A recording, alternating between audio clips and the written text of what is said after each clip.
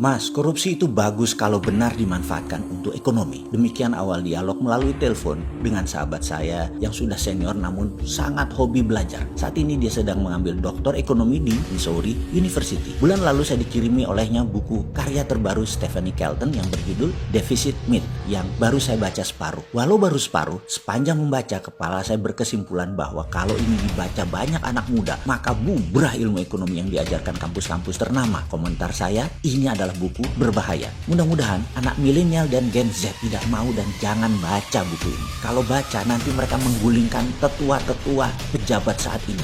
Pokoknya jangan baca. Biarlah anak muda ini tetap main TikTok, e-games dan sosmedan saja. Jangan jadi pinter. Kalau anak milenial baca buku ini, lalu nanti ketika menjadi pengelola negara di tahun 2024 dipakai, bisa-bisa jadi negara superpower Indonesia di tahun 2045. Di mana hal ini mempermalukan generasi tetua sekarang yang menjabat, yang sudah diingatkan, disarankan untuk ubah segalanya sekarang agar tahun 2030 jadi nomor 1 Indonesianya. Tapi tetap ngotot pakai cara lama yang belum terbukti dan jalan dengan baik. Tapi saya yakin anak muda milenial gak akan baca buku-buku beginian. Saya juga yakin anak muda di bawah 40 tahun gak akan punya biji untuk masuk ke dalam pemerintahan karena gak berani melawan yang tua-tua. Walaupun milenial tahu semua bahwa old system doesn't work, saya yakin gak akan berani anak-anak mudanya. Kalaupun berani, strateginya mereka nggak punya. Orang nggak pernah belajar bela negara. Memang secara sistemik anak muda ini memilih menerima dirinya dibodohkan agar memilih diam dan menjadi mati angin seperti saat ini. Anak muda dibuat inferior sejak 20 tahun yang lalu by sistem. Saya yakin nggak punya cukup modal anak muda sekarang untuk menjadi pemimpin bangsa. Kalaupun punya, pasti nggak bisa merapatkan barisan. Kalaupun punya, pasti nggak bisa membangun organisasi yang solid,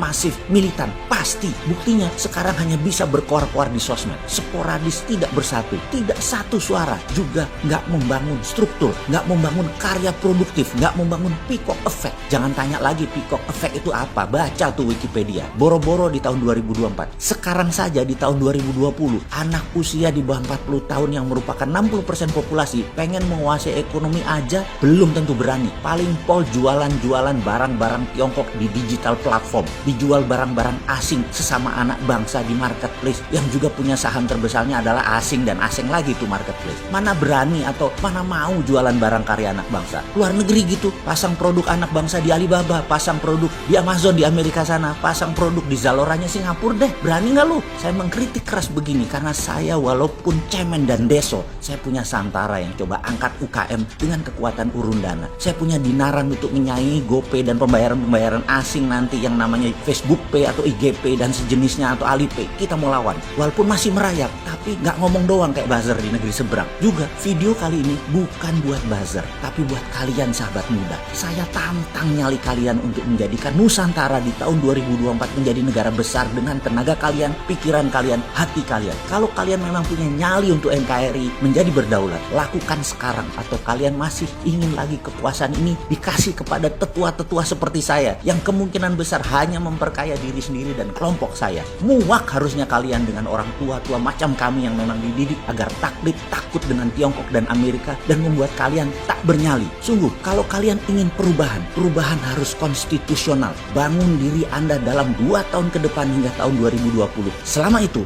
kalian bangun kekuatan ekonomi. Lalu di tahun 2022 sampai 2024, kalian bangun kekuatan politik. 2024 sampai 2029, ambil dan kendalikan. Itu tahun kalian. Bangsa ini bisa besar hanya jika dikelola mereka yang mengerti perkembangan zaman. Ribuan buku baru, pengetahuan bagus terbukti, sangat efektif bisa dijalankan, tersedia ilmu baru yang up to date, siap kalian gunakan. Kalau kalian berani, tinggalkan Keynesian. Ini era post Keynesian, ini era setelah Keynesian. Nggak ngutang lagi cara mengelola negaranya. Saya pesimis dan sudah patah arang dengan yang ada pada saat ini yang menjabat, bahwa mereka akan paham maksud dari ilmu post Keynesian. Post Keynesian kalau dijalankan sekarang, Indonesia terlalu maju dan berdaulat. Itu tidak boleh karena banyak orang yang gak akan dapat jatah. Tidak siap tetua-tetua itu kehilangan mata pencahariannya dan jabatannya dengan susah payah, integritas dijual kalau perlu, dan hilang untuk itu gak akan mau mereka lepaskan. Janganlah dipaksa mereka memakai post Keynesian. Kasihan. Kalau post Keynesian kalian jalankan, bisa bubrah itu departemen-departemen sistem tua yang ada saat ini. Dan itu pasti tidak dimaui oleh para tetua yang sudah mapan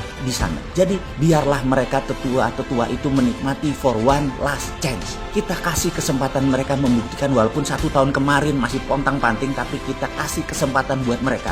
Maunya mereka. Monggo buktikan diri Anda, wahai para tetua. Mau berapa lama? 1 tahun, 2 tahun, atau sampai 4 tahun lagi? Monggo. Tapi kalian anak muda, kalian harus melihat ke depan. Bangun ekonomi kalian secepat-cepatnya. Bersama-sama. Buatlah rencana besar. Lakukan baby step-nya segera sekarang. Kembali ke pernyataan kurang ajar sahabat saya di awal. Kok bisa korupsi nggak masalah? Gila kamu. Demikian saya nyolot. Dia mengatakan, benar, secara moralitas dan spiritualitas mungkin korupsi itu pendosa dan pasti dosa. Dan itu salah. Namun sisi ekonomi kan melihatnya adalah kemanfaatan ekonomi untuk banyak orang. Demikian dia mengawali argumennya yang dilanjutkan. Kalau korupsi dipakai untuk foya-foya, belanja hal produktif, itu bisa berefek bagus untuk ekonomi. Maksudmu? Saya masih nyolot. Dia pun melanjutkan menjawab. Sayangnya orang korupsi itu takut belanja-belanja harta korupnya, tapi memilih disimpan. Paling top 20%-nya dibelanjakan barang konsumtif itu lagi. Sisanya dia simpen karena takut ketahuan atau ditaruh di luar negeri. Ketika mereka ke luar negeri,